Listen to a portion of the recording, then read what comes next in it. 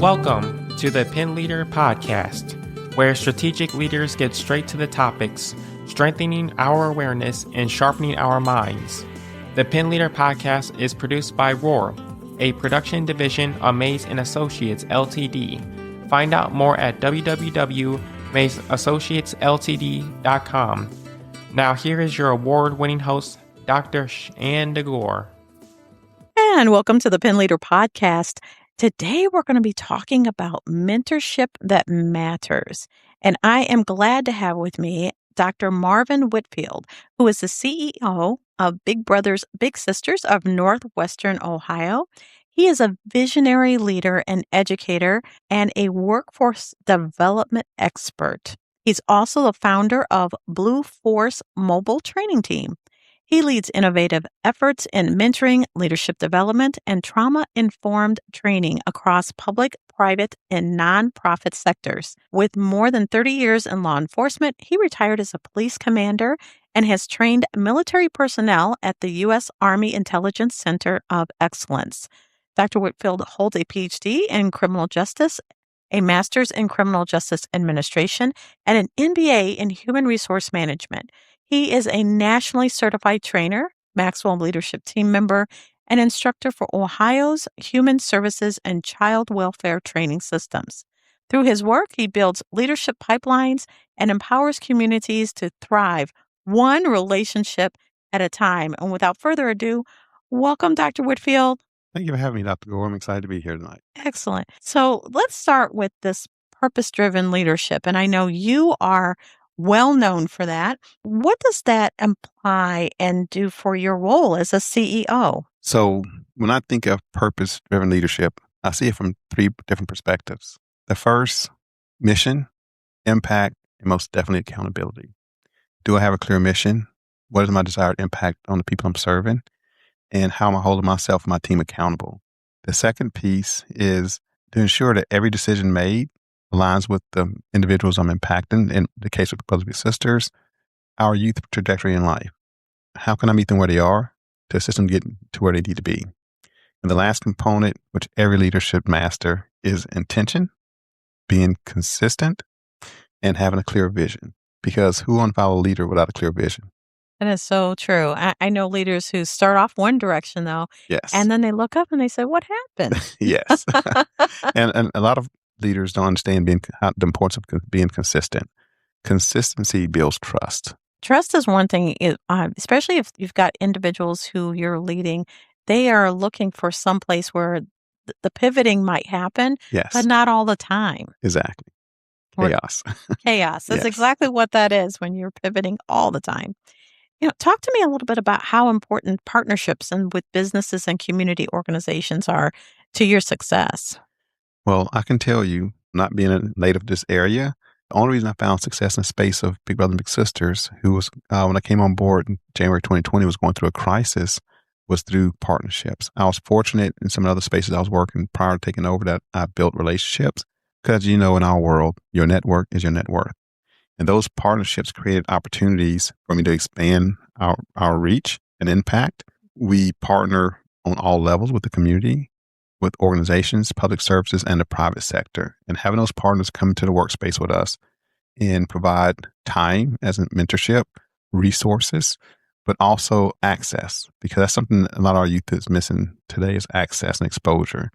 And I'm happy to say we was at a crisis for the past 2.5 years with all the budget cuts, that through the partnership with the governor's office, we received some funding that's going to expand over the next 2 years, which is going to allow us to serve another 1,080 kids in a 2-year period. Oh, congratulations. Yes. That's great news. So first heard here, I want to make sure I save it for your show. You're the first person that heard it. It hasn't even been announced yet through the governor's office. But we're real excited about that because when I look at the resources today as it relates to our youth and their pathway to success is very limited. And since 2022, we've been faced with dealing with inflation. And with that steady increase means lower donorship and sponsorship in certain areas. So having the government step in and assist at that level basically not only saved our organization, it's going to allow us to expand and impact more individuals over the next 2 years. Mm-hmm. It's interesting that you say that because when we talk about the next generation of leaders, they are our next generation of leaders that are out there. And how we treat them Yes. starts to build a roadmap of either success or failure. Yes. And when you look at what's taking place in society today, technology is playing a big role. But I think the last time I checked with my data, over 32%, the last time I checked, it may be different now. Individuals with master's degrees who graduated last year still trying to find a job. Mm. And we know, and with technology, with the inflation, with a low productivity as it relates to the human factor, a lot of businesses are going to technology because one of the most costly things to any business is the human capital. So how do we teach our future leaders to be an investment versus a deterrent? Yes, I would say that investment versus even seeing seeing it as an asset, like that youth that's coming up, that you can actually train and actually mentor. And Yes. and that really leads me to my next question about what makes mentorship such a powerful tool for changing the trajectory of a young person's life. And I think you alluded to some of that already. Can you go further with that? Yes. I can answer that question based on my own personal experiences. Outside my mother and my coaches, I believe I met my first mentor outside of that space when I was age 12. And I was born in 1970, so I'm that crack period and gang period youth where statistically I should have been in prison or dead or selling drugs. And because the school system I was in had law enforcement on campus, I met my first law enforcement officer who said, "Whitfield, you're doing good in sports, you're doing good in school, stop hanging with those group of kids." So he became my first mentor. And when I wasn't playing sports, he had me join the Police Explorer program, which started my pathway to law enforcement. So I was a police explorer at age 12, went to the force at 17, retired at 39. And so having that person consistently in my life and building that trust, because during that period, there was not a trust between law enforcement and community of color, then having that guidance impacted me greatly. In that space, he gave me the confidence to be my own man. He helped me make positive decisions in that space and feel my self-worth because he always reminded me I'm better than that. An opportunity to go out there and hang out with a gang or sell drugs.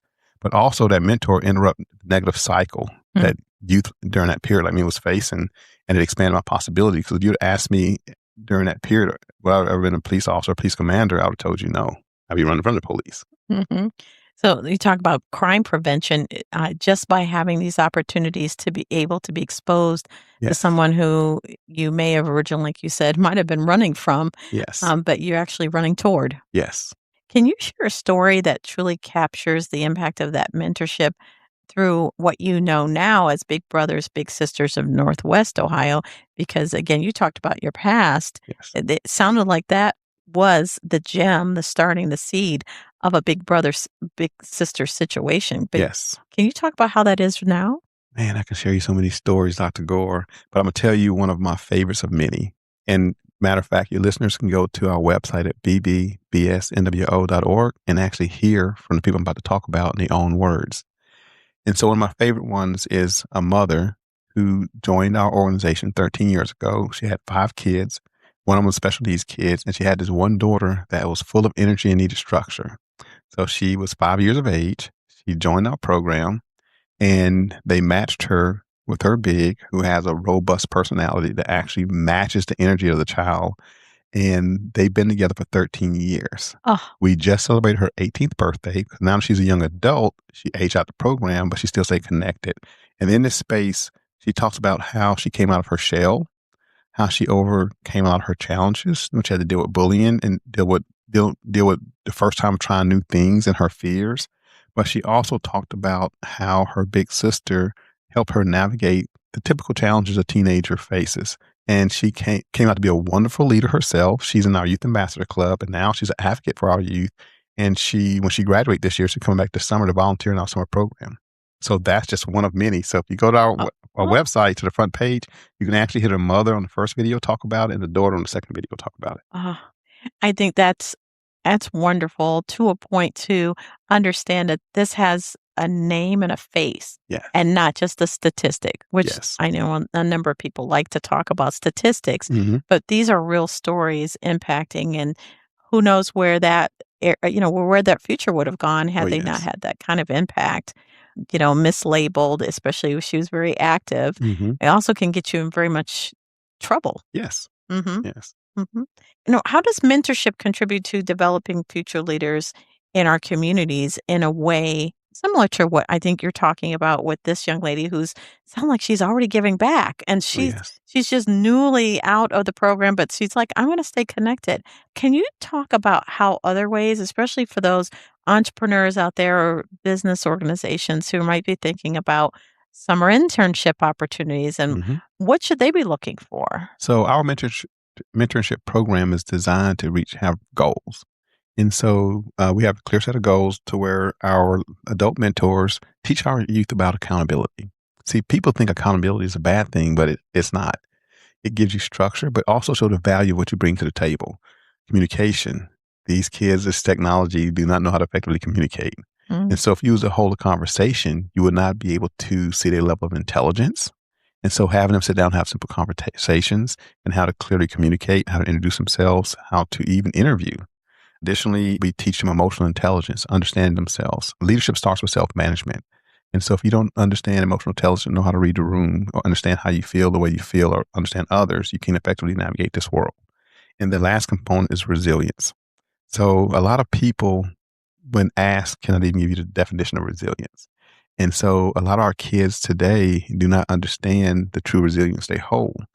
Unfortunately, because of that, the suicide rates no longer resides within the space of 21 to 29. Now it's anywhere from 12 to 17. The mm. highest suicide rates are seen amongst our kids because they do not know the value that they bring to themselves and the community. And because of social media, they're in that echo chamber. So we constantly teach and preach resilience, and we remind them of how valuable they are today. And leadership don't starts when you're an adult. Leadership starts now. Mhm. I do think of the opportunities I had when I was a lot younger to lead, either in playtime, out with friends, and making hard decisions. Sometimes they were hard at the time. I look back on it, it seems like a simpler time, but it's that whole world. Everything is amplified. Yes. And so as adult, they're not some of them are facing adult decision making when they're not mature enough to actually or shouldn't have to be facing. Yes. Unfortunately, in certain spaces, exposure rate has accelerated. But this is another thing we have to consider as leaders within the community. 10 years ago, we didn't have the access or resources they have today. 20 years ago, we didn't. Or 30 years ago, we didn't. So during those times, it was more challenging for most youth, right? Mhm. But because we're not giving the kids the basic tools of survival and how to navigate challenges, they're becoming more mentally weaker to where they're more prone to harm themselves or others. And so how do we take and reinforce that is through mentorship. The key things, accountability, communication, emotional intelligence, and remind them that they are resilient, that they are leaders of today, not tomorrow. Mm. What other qualities do you believe in that would help that youth? You just mentioned resilience and the ability to communicate, especially if people, and I just think about this, Yeah. where young people are so tied to their phones Oh, and yes. texting, and that's how they feel comfortable communicating, where not so much in a room, eye contact, shaking a hand, having that level of interaction. What qualities are you hoping that that an individual, a mentor, can provide to a mentee and vice versa that they'll pick up on? Some of the basic things is adaptability, understanding the world today. And one thing we preach to our youth and teach to our youth is the world owes you nothing, but you owe yourself everything. Mm, And to get out of that space of self pity, but to understand what true resilience is, but also self awareness. A lot of our kids don't have, they wait for society or social media to tell them their value. Having that self awareness. But if you don't mind, I want to read the definition to our audience, to your audience. yes. Resilience is the ability to withstand, adapt to, or recover quickly from stress, adversity, trauma, or changes. We teach our kids that. See, a lot of times we protect them, and we're not, and they don't have those tools to understand what resilience is and the capacity they have to express and show resilience. They fold in on themselves and give up. Hence why we see the high suicide rate. Hence why we see the rate of just want to drop out of school and not perform or push themselves. And so we really instill that in our programs to teach our mentors to pass that knowledge along because as parents, we want our kids to have it easier, but we forget some of those challenges, what made us who we are today. It's interesting. I was thinking about the interview I had not too long ago where we were talking about gentle parenting, as well as a situation where some generations are now in workforce that are taking mental health days Yes. because of not maybe having the best day at work the day before, and they just handling some adversity that might be occurring, and what that looks like, and because either dropping out of the or giving up on the job, Yes. giving up on themselves, Hmm. and that this isn't the end. Yes. It's the one common thing I've seen in the workspace, switching over from Big Brother and Sisters for a second to being a consultant. The one number one problem that most of the leaders in the workforce is facing today is how do you deal with this workforce that brings their trauma to work? Mm, They have no problem saying, "Well, I couldn't make it because of this happened at home," or "I couldn't complete my task because this happened at home." And so my answer to that is, I catch them young. We catch them as early in third grade and start building that resilience into them to where when they reach adulthood, they're prepared for life and work, because the bottom line is you can't take and bank trauma. You can't pay bills with trauma. You mhm. need that job. You need that career. You need that profession, but you need the tools to face the world's challenges as it pivots to find success. I think one of the things you can do to challenge that is to make sure that if you do have something that's happened that's Yes. trauma, can you come up with a solution that fills the gap for that employer? Yes. Hence where leadership, we start with leadership, right? Because leaders are what? Solution oriented. Mhm, So we teach our kids, okay, now you've identified the problem. So let's help search for that solution instead of just leaning heavy into the problem itself. mhm. Agreed. How important do you think in the next generation? Think about the next 3 to 5 years with young people that are getting ready. They're either involved in Big Brothers Big Sisters, or maybe the mentor is Mhm. involved. Because 'cause I'm thinking about, like, how do people get involved? What does it look like? What would you like to see? Well, I'm planting my own seeds. Unfortunately, society's changing. We're seeing a steady decrease in volunteerism and support. Right now, statistically today, your heaviest donors are your traditionalists and your baby boomers. You really can't count Gen X because they're the smallest group and stuff, but it drops off and you get to millennials on down, also when it comes to volunteerism. And so what I'm doing is planting the seeds today for tomorrow. So like within our program, we're an organization that asks for support, but we also give support. All our program participants are required to do 3 charitable acts a year. They can volunteer someplace on their own or go through us. But also we do program-driven volunteerism. Also, we work closely with the colleges. I'm proud to say we partner with UT, the medical school. We have over 240 medical students in our program to come out and help work with our youth and volunteer. And it's planting that seed for the future to be future donors, supporters, or bigs. Our whole goal is like when our youth ambassador club, once you turn 18, they'll come back and lead. I'm kind of building for tomorrow because based on what society is teaching our kids today, volunteerism, community support is not a big factor in the greater scheme of things. Unless you're part of some kind of group or organization that they make Yes. it that's their main point. Yes. And for clarity for our listeners, UT, we're talking about University of Oh, I'm sorry. Toledo. Yes, University of Toledo. We got folks all over the world, Yes. and in the, just in case they're wondering, which UT is that? Now, this is the fun question. Yes. What are you reading and what are you watching? Interesting question. Because of the space I'm in and the work, anything centered around youth development, anything centered around leadership, TV watch me more than I watch it. Okay. As a fellow PhD holder, we know the value of knowledge. And I hate to say it, prior to my PhD, I can tell you about every sport, every player, everything that's going on, every movie, everything. Once I earned my PhD and understood the value of knowledge and research, I found myself consuming that space. And so now I have to almost make myself watch a TV show or something of that nature. If you look at my phone right now, all the Audible books are centered around youth development, centered around leadership and things of that nature. That's my happy space. Anything that's centered around any one of those spaces, I love learning about trauma, how it impacts individuals.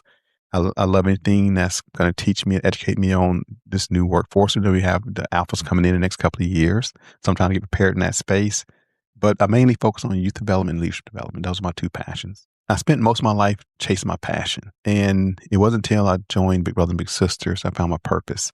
So I try to teach people your passion is what inspires you, but your purpose is why you exist. Mm. Now, unfortunately, not everybody ever find a true purpose, but I was blessed and lucky. But to have the 2 to go hand in hand. So when my day starts at 3 o'clock in the morning, it ends around 8 o'clock at night. And to me, it don't feel like work because I'm doing the very thing I love. Well, I can't thank you enough for coming on the show. And Thank you. And if anything, again, making sure people hear that if they're thinking about volunteering wherever they are in the country, around the world, if, Yes. seek out a Big Brothers, Big Sisters. Think about how you're hiring into your organizations Yes. and what that looks like. And if you see that on someone's resume, know that they've been through a training program, that Yes. they're prepared. I asked this one question of people when they ask me about Big Brother and Big Sisters. And I respond and ask them, can I ask you a question? So what's your legacy? Mm. What's your legacy? Money, titles, jobs, or leaving an impression on a person that may carry on forever. So just volunteer. Leave your legacy behind. Whatever knowledge or experience or support you provide a person is going to continue growing within that person. I'm literally a living example of that. I'm here today because of the people poured into me 40 and 50 years ago. I can't thank you enough for that. I think it makes people really self-reflect on where they've been and where they're going. Yes. And so thank you.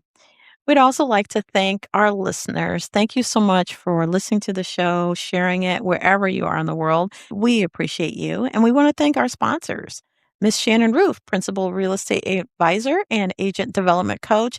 And thank you to Ambrosius Automotive, your #1 ranked auto repair partner. And of course, until next time. The Pen Leader podcast is hosted by Dr. Shanda Gore and brought to you by Mays & Associates LTD, creating customized solutions for growth in the areas of leadership development, strategic planning, and culture building. Find out more at www.maysassociatesltd.com. Don't forget to subscribe to the Pen Leader podcast and share with others.